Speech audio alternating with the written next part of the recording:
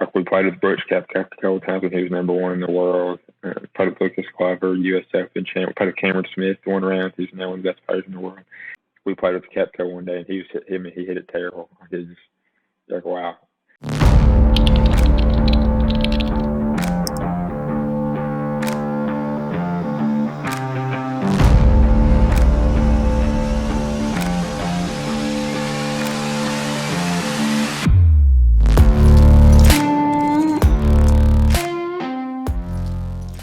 Today we're joined by Jacob Cook. Jacob graduated from the University of Kentucky this year and plans on turning professional in the fall. Jacob has played in 2 U.S. Open sectional qualifiers and in the 2021 United States Amateur. Progression as a junior golfer, I was homeschooled until 6th grade. Kind of like you said, I didn't go to school until middle school. Had a grandma that played golf and took good care of me, so I was very fortunate when I was young. And I just loved golf, so I worked really hard at it. Just loved playing, practicing, had some good buddies to help push me along. Fortunately, I had some good success in junior golf. And then really it timed up perfectly for me in high school because we weren't that good when I was like in middle school. So I had the opportunity to play as a 6th grader, whereas if we were real good, probably wouldn't be able to play at that young. So it timed up perfectly that I played in 6th grade, and kind of by the time I left, we had built it up and had a couple of really solid teams my last few years at Brown County. So I was really fortunate there, and then got the opportunity to move on to play at Kentucky, fortunately. And that was an awesome opportunity. Had a really slow start to my career, redshirted. And honestly, we were really strong my first few years there too. I mean, we were super deep, had some really good teams. Got like probably 6 or 7 guys on that team that are still playing pro now. Had some serious struggles with my golf game, like late 2nd, 3rd year of college, but persevered and got really lucky with this COVID year. Got a couple extra years of school to hang in there and learn from some really good players and coaches with a lot of experience. And fortunately was able to find my game again and catch my stride these last 2 years, last year especially, and now looking out into the pro golf world, hoping to turn pro in the next few months and pursue my dream of being a pro golfer. And that's kind of where we're at today in the summer.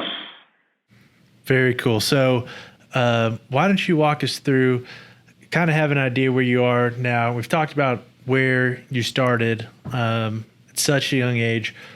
Talk us about what it was like at each level as a junior golfer, because there's starting out when you're 5 and just playing. There's playing tournaments at 11, and then as you progress, there's more and more growth personally, and then also tournament-wise, you have that progression where you go from playing in Pepsi Tour events, which was the Kentucky Junior Tour, to playing in more regional events, thinking like Plantations was one of those, Hurricane Tour, and then playing in national events, AJGA, etc.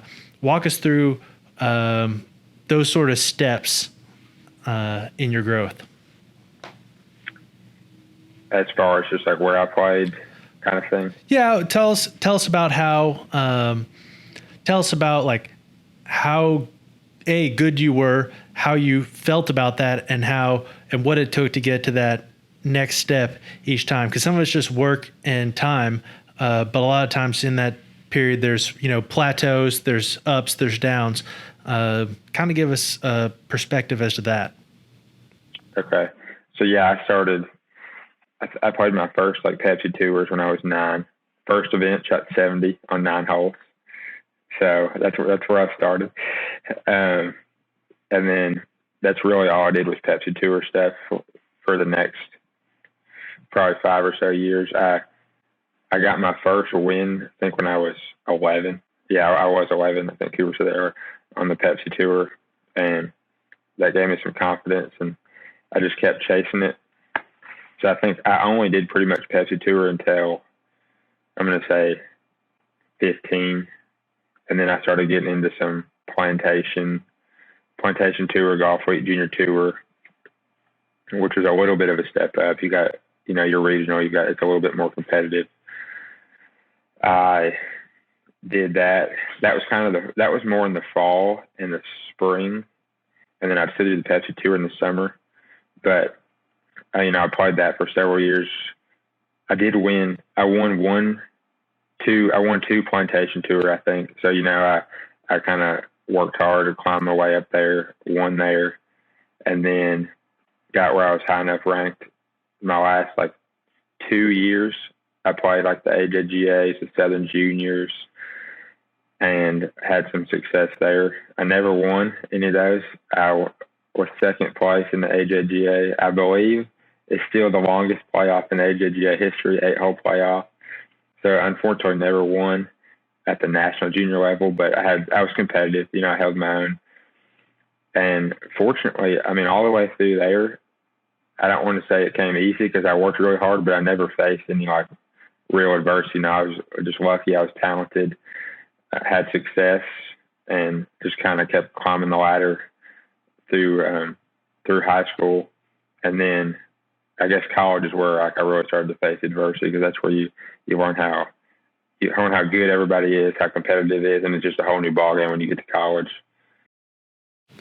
So you had a pretty good, strong ending to your junior career. I remember Southern Junior, you finished, I think, 7th. You obviously had the second place finish at the AJGA, and obviously strong high school career throughout. Just talk a little bit about that transition phase into college, and what was difficult for you making that switch. Yeah, I think it is very tough, but it's also really good. It's just kind of it's just an awakening. I guess you see how good everybody is. You feel like you're really good in junior golf, so you're like, oh yeah, I'm going to roll in. I'll be in the top 5, then we'll be all good. But then reality hits, and you see how good, and there's 8 or 10 guys that are just as good as you are. It's like, oh wow. But I think it is, looking back now, it's been so good for me, because you kind of need to hit that point, I guess.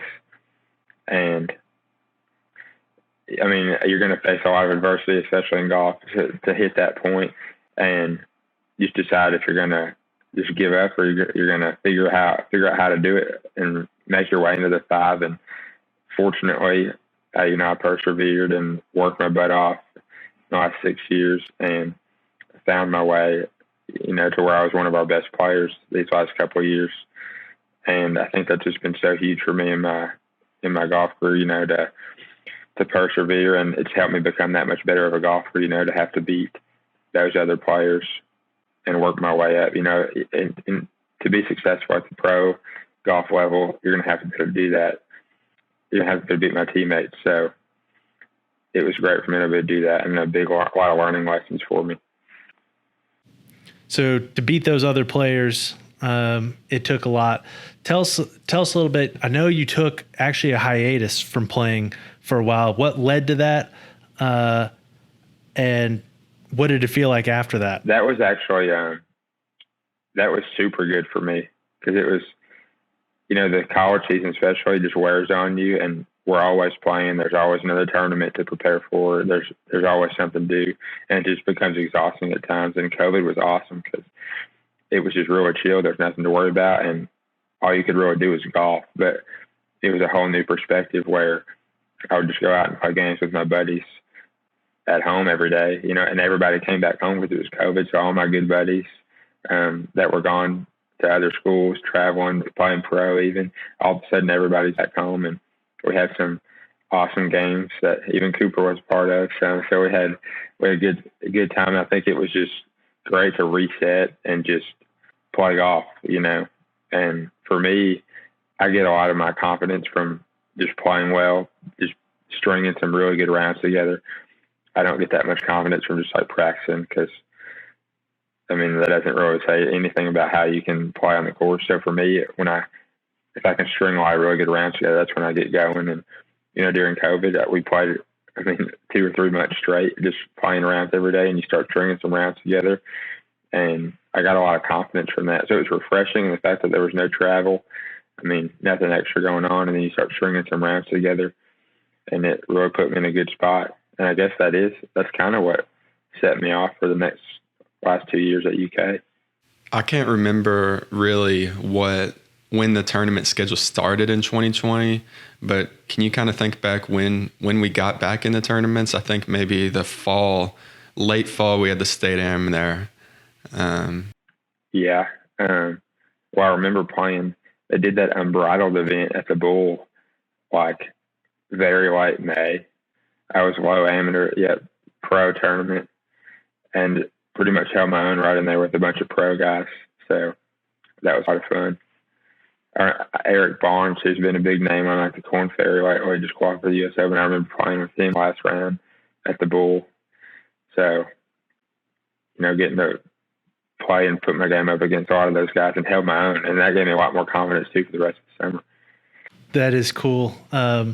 Speaking of talking about that money game you guys would play in the summer, you think about playing against those guys. You had Jam Butler, he's out of Auburn, Cannon Claycomb out of Alabama, I think. You had Ashton Van Horn, Corn Ferry, Cooper Musselman, former teammate of yours, Corn Ferry, Chip McDaniel, former teammate of yours, also has been on all those tours. That's just a small list of the guys that are on there. You know these guys, you've grown up with them, but still playing with them in a competitive event week in, week out, where you're playing Champions Trace, which on those days was in good condition, and winning number was, as I recall, 67 or 66 or something like that. What was that like, knowing that it wasn't going to be handed to you? Whereas sometimes when we were younger, we'd play in like events with just our age group peers, it was a whole lot easier, and there's a lot less concern about somebody throwing up a good number. That's a good point, real good point. And it was great, especially for me, still being in college and getting to play around. Like, there's 8 or 10 guys that are doing really well in the pro circuit. So, knowing that you got to go out there, I think we did a lot of 2-day tournaments. You got to go out there and you got to shoot 67 to even have a chance most of the time. I mean, it was awesome, especially when you talk about playing pro golf and being prepared for that, because that's really what it takes nowadays. You got to be able to go really low and don't put a limit on yourself. So just having that experience playing against those guys was awesome, and definitely helped prepare me for golf at the next level. Speaking of pro golf, you've played in sectionals for the US Open the last 2 years. Can you just tell us a little bit about that experience and what you've learned, and maybe players that you've gotten to play with at that level? Mm-hmm.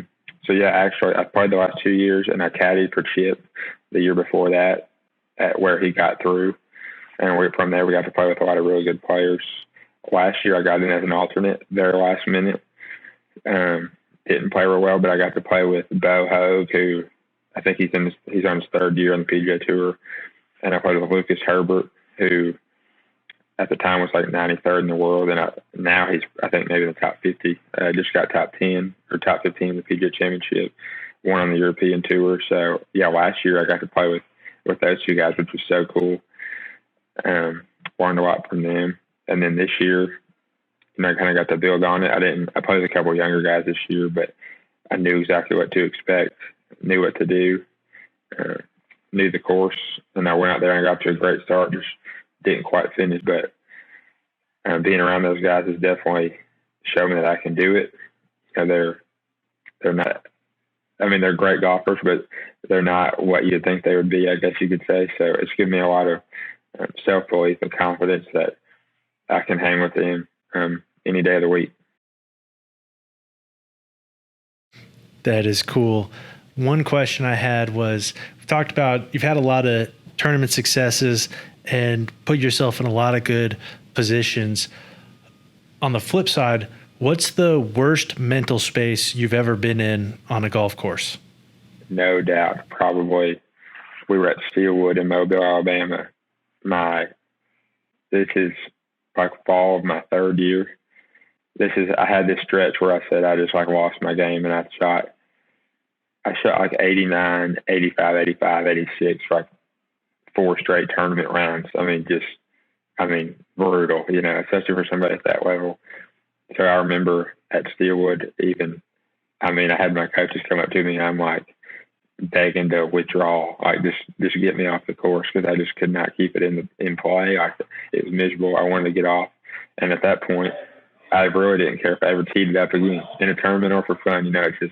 It's just miserable. I put in so much hard work and effort, and to be playing like that, I could think of 100 other things I'd rather be doing right then than playing golf. So, but luckily my coaches talked me into staying out there. I finished the round and I stuck it out in the end. But I can remember that vividly. Just brutal. And how did you come back from that? Because it sounds like it wasn't just a one-time event. It was sort of a build-up to it. What was part of the build-up? And then after finishing that, you got your game into much better shape going forward. What helped you do that? Mm-hmm. Yeah, I literally had a 2 or 3 month stretch where I remember being like almost in tears, like every single round I played, just because I was so miserable. I hated it. But deep down somewhere, I loved it, ever since I was a kid at 5 years old, chipping and putting. And I just never really lost sight of that. And I loved it too much to give it up. And I think the number one thing I did was just persevere. I knew I was good deep down. I knew I could play. But it was just kind of like, is it worth it, And I thought it was at that point. So I persevered. I kept working hard. I never slacked off, really. I kept working. And, fortunately, I was able to find my game eventually. Some people lose it and never find it, but fortunately, I was able to find my game. So here I am now. That I can empathize with that situation before. I know that feeling all too well and for a very long stretch of time. And it's a hard thing to face. And I think everybody faces this at some point, and you got to come to grips with it. And that is when you're playing competitive golf, your score a lot of times becomes your identity. You're not Jacob Cook. You are Jacob Cook, the guy who shot 89. You're not Cooper Collins. You're the guy who shot 87. It no longer becomes about who you are. It becomes about the score you shoot. So when you finish up a tournament and you have a bad day, not only do you feel that about yourself, but then you might be worried that your teammates feel that about you. Walk us through, when you're having a tough stretch of golf, how do you avoid having your identity as a human in the scores that you shoot? And in the round of golf, we can even get sucked into that. Walk us through those moments and what you try to do to get out of that. Yeah. So, y'all know me both pretty well. I'm pretty big, in my faith in FCA. So, having that, knowing my identity is in the Lord, in Christ, and that I'm just a son of Him in the grand scheme of things. I'm just out there trying to glorify Him, whatever I'm doing, And so you got that on top of my other friends that I've met through FCA that have helped me outside of golf. And really through my struggles, that was huge for me too, because I kind of got a lot more involved in that. And it really did just open my eyes to how much more there is outside of golf. That's when I started dating Mallory, my fiance now. And I think having those things outside of golf just help you realize how not important golf is in the grand scheme of things. So I think it's just so crucial to have, 3 or 4 other things outside of golf that, you can take pride in as well. Because if you do, we're so lucky. Golf is just a game. And, but it gets put on this pedestal far too often. But I think you just got to have things that can help bring you down to earth and realize that it's just golf. There's far more important and bigger things in life than playing golf. Yeah, it's a really tough balancing act to kind of try to do. It's golf is just a game, but at the same time, it's paying for my school, or now you have NIL deals that you can get paid, or, when you turn pro, you're going to try to have it pay your bills. So how are you going to try to kind of balance that? Well, not treating it too seriously, but at the same time, it is really the center of your life. Mm-hmm. I think I'll try to treat it the same as I have these last couple of years. Be really strategic for 5 or 6 hours a day, however long it ends up being. Put in a really good 5 or 6 hours a day, and then the rest of the day I can go take care of Mallory, take care of whatever else I need to take care of, and it's being disciplined in that. It's easy to go hang out at the course for 8 or 10 hours and just kind of piddle around and I don't mind doing that. I love golf. I love being around it, but it's just having the discipline to put in your time, and you got to get out of there. And that's one thing I've learned in these last couple of years of college. That you got school and nighttime activities like FCA meetings and SAC meetings and whatever else it is. So, I think college has really taught me well how to balance that, how to balance my time. And I really plan to just do the same with pro golf. It won't be class, but it'll be Mallory and home life, and there'll be plenty of other stuff to do. There's a lot to take care of on that front, but it sounds like you have a good plan going into it. And as far as the identity that comes with tournament golf, as we said, there's the bad and there's the good.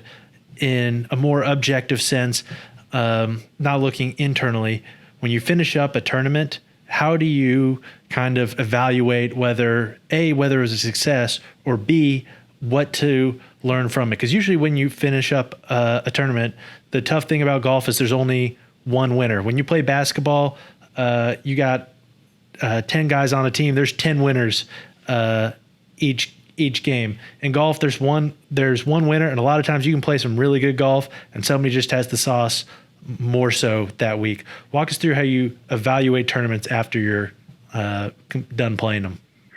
Yeah, I think the number one biggest thing is just to take the time to reflect. I think it's really easy just to kind of put it behind you and be ready to move on to the next one. But, I've learned a lot in college to reflect on what really went well, what really didn't go well. And, it's really just me versus the course at the end of the day. I think it's so easy for us to compare ourselves to other golfers, but comparison kills. And at the end of the day, it is just us versus the course. And that's what we got to come to realize. So just really reflecting. And for me, usually as long as I stuck to my routines, committed to every shot, I controlled all the things that I could control during the course of 54 holes, 36 holes, however many holes it is. If I did those things, I checked those boxes, that's really all I can do at the end of the day. And I think you'd say it's a success. If you did all you can do and you gave your very best effort, it's a success in the end. And sometimes you win, sometimes you lose. And learn to move on and fix what you can for the next event. So kind of building off that tournament reflection process, do you have a strategy that you use, like journaling or talking with your coach, or how do you physically reflect on a tournament? Mm-hmm. I've gotten to where I'm really big on stats, especially with all the strokes gained and stuff that's coming out for us in the last couple of years. So I'm huge on that, and I've been doing that every round. I've tried to do it every round at home. I think that really tells you what was good and what wasn't good. It's easy in our head to say, oh, I putted bad or I drove it bad. And maybe that's not reality when you look at the stats.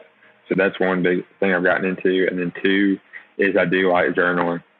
I enjoy journaling, every day, kind of what went well, what's working, what didn't work, what's not working. That way you can look back over the last few years and have things to go back on. Like, luckily I qualified for the USAM last summer in a 36-hole qualifier. So before the sectionals, I was going back, trying to look back at my journal, what was going well. That 36-hole qualifier for the USAM, what can I apply for these 36 holes for the US Open is really similar. So yeah, the stats and journaling are the biggest things for me, for sure. That's some really good stuff. I've definitely benefited from journaling when I've done it. It's hard to do it every single day. But something I'm curious about is, what does the mental conversation look like within your pre-shot routine? Do you talk through the shot with yourself? And I'm curious if you have a mantra that you tell yourself before every shot. I know that when I've played some of my best golf, I've had a few different mantras that I told myself before every single shot. I do. I like to kind of talk myself through my routine. You know, my coach Larry has the wells. You know, you got your wind, elevation, wide distance, and then kind of talk to those variables. But I've never had a mantra that I say. I know a lot of people have, but I've never really had a mantra. But I do kind of talk myself through my routine, and you get yourself to the number. And I think it's really important to pick a precise number and a precise target for me, and lock in on those two things. And that's about it for me. I try to keep it as simple as I can. You talked about playing the USAM, and you've played in 2 U.S. Open sectionals. And you've played in a lot of big events. What events have made you feel real? What event has made you feel the most nerves, and what events make you feel the most nerves? Yeah, I mean, a lot of the bigger events for sure, just because you want to perform that much better. You know, you got the USAM, you got the SEC championships, the NCAA regionals, but probably the most nerve-wracking. The qualifiers are the most nerve-wracking for me, like sectionals and the USAM, because you just want to get there, you know, and there's a next level, and you know it's going to be a long day, 36 holes, a long day. It's kind of, you got it or you don't. So I get nervous just wanting it so bad to move on. So I'd say the qualifiers fire me up the most for sure, just because I think there's a little bit more added stress and emphasis. What do you do to deal with that stress? For me, preparation is key. If I can prepare my body, mind, my game, everything the best I can on that first tee, I'm a lot more calmer. I think I get a lot more nervous when I feel like I'm unprepared and not ready to play. But as long as I feel like I'm ready to play, I've done all I can do to prepare. Usually I'm good to go and kind of can walk in from that first tee. And then kind of a step forward is it's just keeping your mind on one shot at a time. I mean, it's so hard to do. It's so much easier said than done, especially when you've got a USAM, US Open, you know, SEC championship, something like that on the line. You gotta better block it out and know that if I can stick to one shot at a time and stick to my routines, you know, over 36 holes, I'll be right there with a chance. I mean, you'd like to think so at least. So I think preparation and really sticking to a shot at a time are the biggest things for me to handle all that external pressure. So have you ever, I know that in Kentucky, it's kind of hard to prepare the best you can for especially spring season. What strategies do you guys kind of use to just feel like you can be the most ready you can, even though weather is not ideal? You know, when I was younger, I used to always play like on-course games and play the red tees and do stuff like that. But now, especially since college, it's a lot harder because, one, like you said, the weather. I mean, in the springtime, we'll have 2 or 3 events a year where maybe we don't even get outside in between events because you got snow and it's 30 degrees and raining. So I think the biggest thing is just researching the course as best we can. Know like what shots we're going to be facing. Is it going to be a lot of drivers? Is it going to be a lot more like irons off the tee or the par threes? I mean, what clubs are we hitting off the par threes? And we try to hit a lot of those shots in the bays and just get comfortable hitting those shots.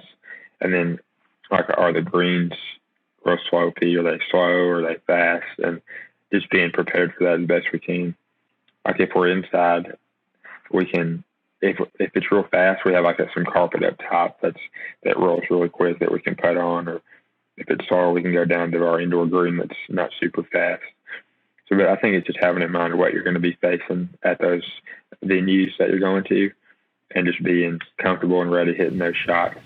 Sort of, since we're already speaking about preparation, I kind of want to lead into a little bit more of a immediate preparation before a tournament.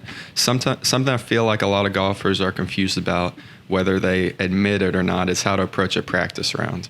A lot of the time when I'm at a tournament, I even witnessed this at the Corn Ferry level when I was caddying for Ashton, is that players will just chip around the green or hit a few putts, but all they're really doing is filling up time. Is there a certain strategy that you use when you're playing practice rounds and trying to get the most out of your time there?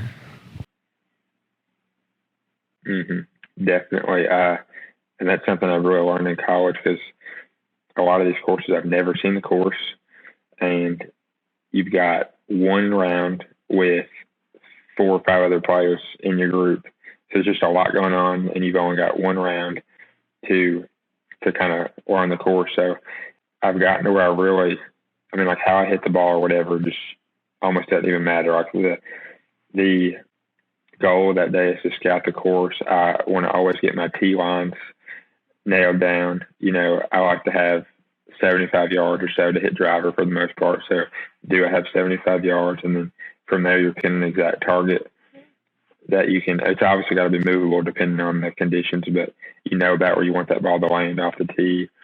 And then into the greens, you've got a good feel for where they're going to put 3 pin locations. And from there, you're looking, what sections of the greens are you going to be attacking? Where can you be aggressive? Where do you need to be conservative? Where are you going to be missing? If you need to miss, where's the best lead? And then I've been real strategic, I guess, where you chip and putt. If it's a 140-yard par 3, you got to think you're going to hit the green maybe all 3 days. So, I'm not going to waste my time chipping around that green when I'm probably going to hit the green all 3 days. So it's just thinking logically like that. Or if it's a par 5 that I'm not going to be go forward in 2, then there you go. We might hit some chips for 5 minutes where I might be facing some of those. So I think it's just really thinking through that logically and just putting your time where it needs to be. I think it is very easy there to just kind of chip around aimlessly, but it's not the most productive.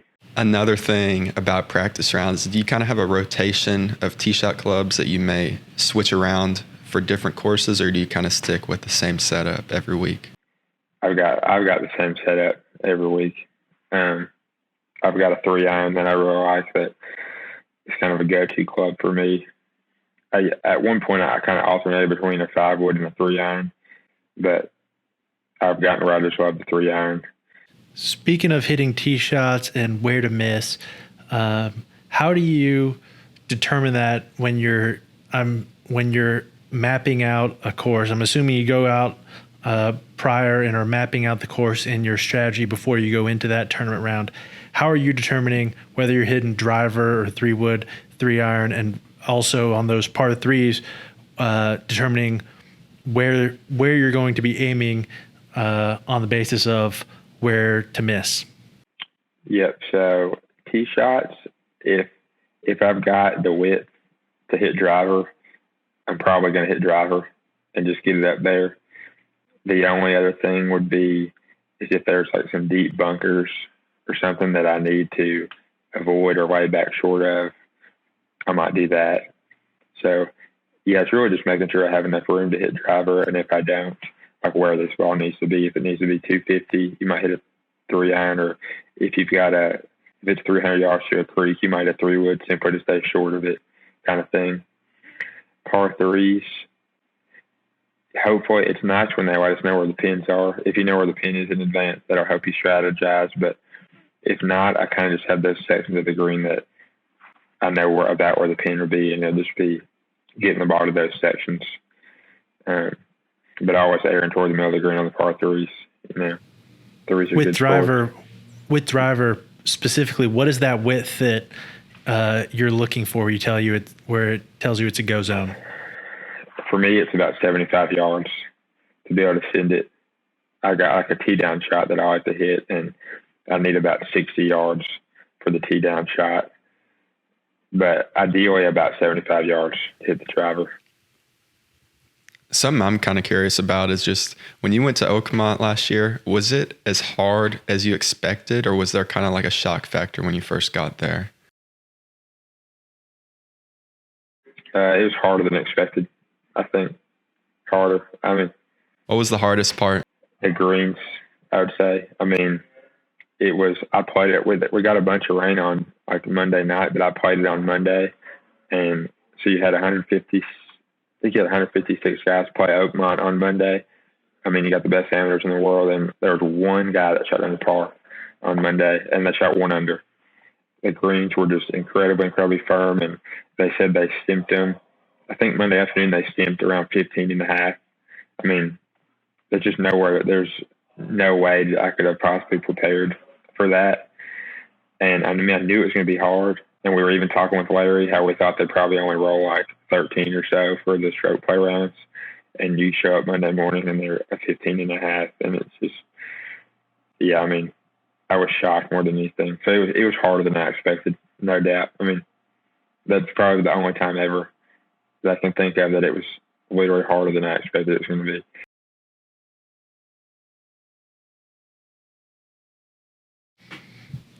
Speaking of tournament preparation, can you remember some times as a junior where you had bad tournament preparation in particular, and what you learned from that?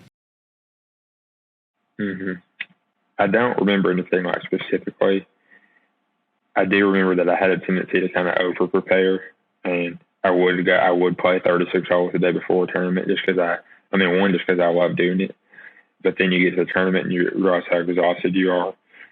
So I think that's the biggest thing I took away when I wouldn't prepare well, was just over preparing, because that's just kind of how I am. You know, I like to feel very prepared, but at some point you got to take care of your body and be rested up and ready to go physically and mentally. And I would definitely wear myself down too much prior to some events when I was young. I'm kind of curious, has there ever been a tournament where you feel, okay, I'm ready, I'm totally prepared, or is that kind of constant feeling of I didn't do enough, even though you might have played 36 holes the day before? Mm-hmm. Mm-hmm. No, I've definitely had several events where I'm 100% ready to play.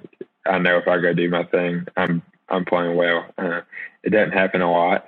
I think it's rare that you get your game to that state, but there is times here and there where I show up on the first tee ready. I mean, feeling great, ready to go. And I know I'm going to take care of business if I just stay out of my own way. I know a few years ago you caddied for Chip McDaniel for a good summer on the PGA Tour, and he had some pretty good success. Can you talk about a little bit about what you learned from him through that experience?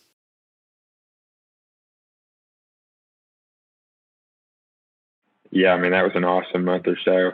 You know, we were right there with the best in the world for like a month, and just kind of living the life. I learned a lot, though. I think I learned a lot from like the players we were around.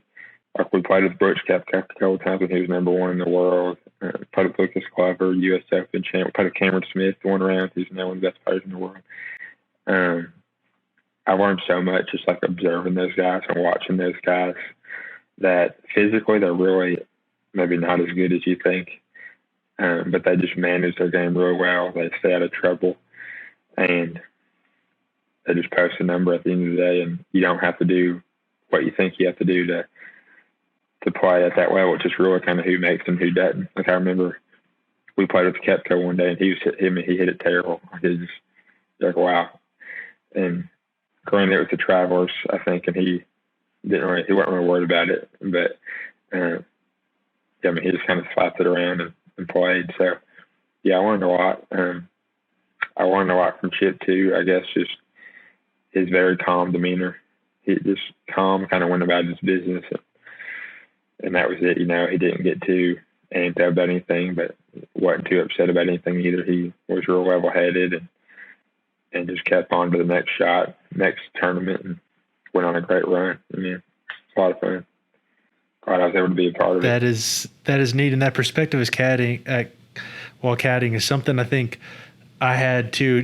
2015, I caddied USAM at Olympia and for Ashton, and at one point in time we had John Rahm on our right on the range and Bryson on our left.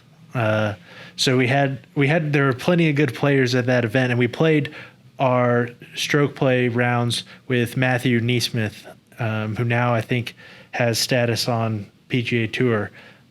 And through that all, I think I'd like to hear you talk more about this, but that realization that those guys are human too, because then when it came to I caddied for Cooper at the Jones Cup last year, you're with these guys that have super high rankings and ostensibly are different, but at the same time, they put their pants on one leg at a time, just like you and me. And you don't, as a caddy, I'm not having to play, so I don't feel out of place. But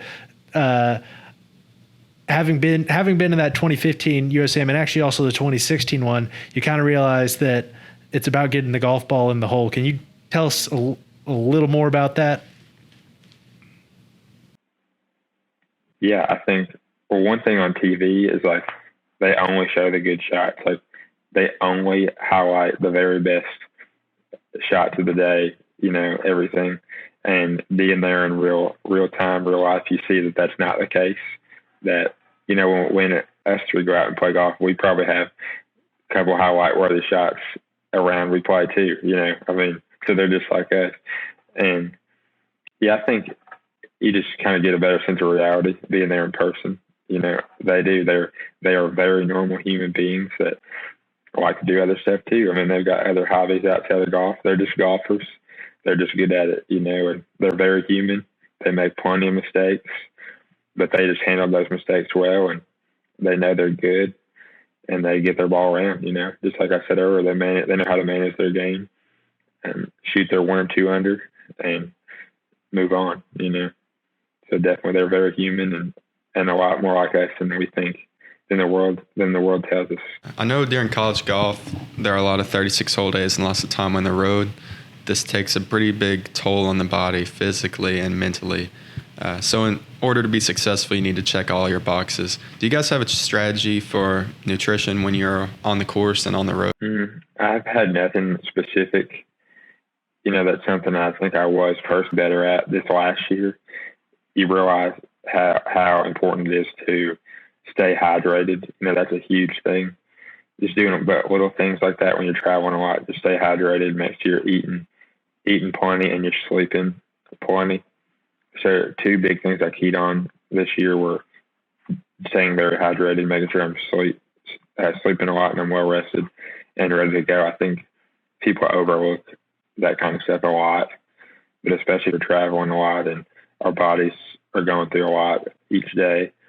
You got to do that stuff, and it's easy to overlook, but stuff you got to be on top of for sure. That ties into the question I had next, which as far as fitness goes, warming up for rounds, and then also the week of. I know you work out a good amount, and sometimes that can leave the body tired, and sometimes people prefer not to work out the week of a tournament or the day before a tournament. What do you do that week of leading up to a tournament and also the day of a tournament to get your body in the shape it needs to be to play 18 or 36? It's something I'm still kind of playing with a little bit personally, but I've gotten like the week of, I will lift, lighter, maybe do 2 lifts instead of 3 lifts, but definitely do a little bit lighter lift, just get my body moving a little quicker. Just make sure the body's moving. If you get real heavy, I think you can get kind of slow and sore, but just doing maybe a little bit more mobility and just a little bit lighter workouts. And then the day of, I have gotten to where I like to do like 10 or 15 minutes of cardio and maybe like a mobility circuit in the morning, just to get the body, get the blood flowing, get your body moving, and just feeling good and ready to go for the day. So that's something that's helped me a lot this spring. A lot of juniors who aren't necessarily like tied in with a trainer or something of that nature might think of a lift as in, resistance bands only or something lighter, but the lifts that you do, we're talking barbells, dumbbells, kettlebells, etc. Walk us through a little bit of what those workouts look like. The ones I've been doing at UK have been, I'll usually do a big lift. I'll do a bench press or a squat or something of that nature with the barbell. Just if it's a tournament week, yeah, I'll maybe go a little bit lighter, but I'm still like lifting. And then from there, I'll just do some accessories, like some core work, whether it be like chin ups, rows, like hypers. But I'm still doing plenty of actually lifting type of things. And then I'll do like a core and mobility circuit to wrap it up.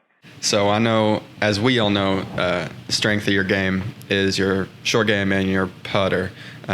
You're one of the best putters out of the group of guys that we had growing up. What do you think has allowed you to become such a good putter and wedge player? No doubt it was growing up at Juniper Hill. Small community course, no range. So I did not spend much time hitting balls, but I spent a ton of time chipping and putting, putting contests all the time rather than hitting balls. So I just putt. And also the greens at Juniper, like, they sneaky have a ton of slope. So, I mean, I was just putting all the time, and I'm hitting these 4-foot putts that are breaking the cut.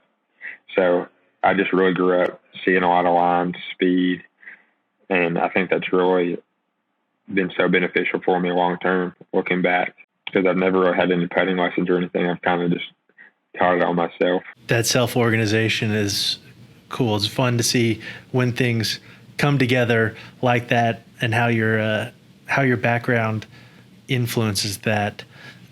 Aside from specific golf stuff, are there any mental coaches you've worked with? I think Kentucky might have access to a few. I don't know if you've worked with any personally, and your thoughts on what they brought to the table for you. I've worked with a few over time, kind of here and there.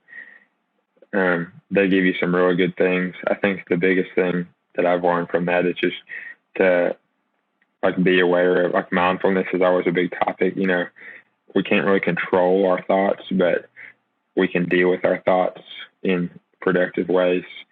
So just kind of being aware of what you're thinking about and how to handle it. And then say you're in the moment, you're on the edge of qualifying for a U.S. Open. I mean, you're obviously probably going to think about that, but you can say, all right, I'm thinking about that, but all I can do is focus on this shot right here, so I'm going to do that. So all in all, it's just controlling the controllables, I think. We get all wrapped up in all these other things outside of that. But at the end of the day, all we can do is control what we can control, and that's it. And if you do that, that's all you can do. Everything else will take care of itself. I get that. Well, the last question we ask all of our guests is, now you're older, you ostensibly have the keys to the kingdom and have seen what it's like going up through junior college and soon to be professional. If you go back to yourself as a junior golfer and tell yourself one thing, just one thing, what would it be? It's a good question. I'd say enjoy it. Have fun.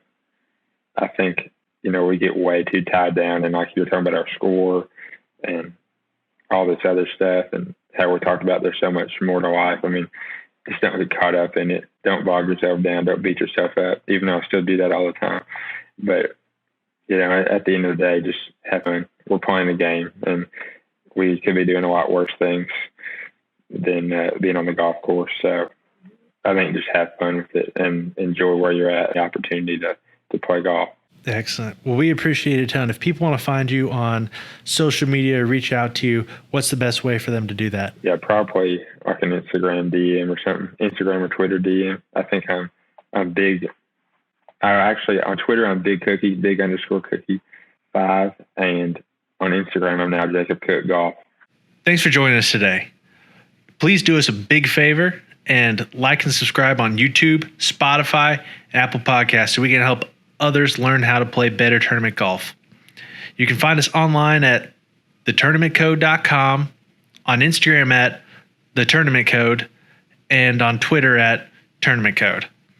As always, feel free to reach out to us at those places or email us at daniel@thetournamentcode.com and cooper@thetournamentcode.com. We hope you join us as we continue to dive deeper into what it takes to play elite tournament golf.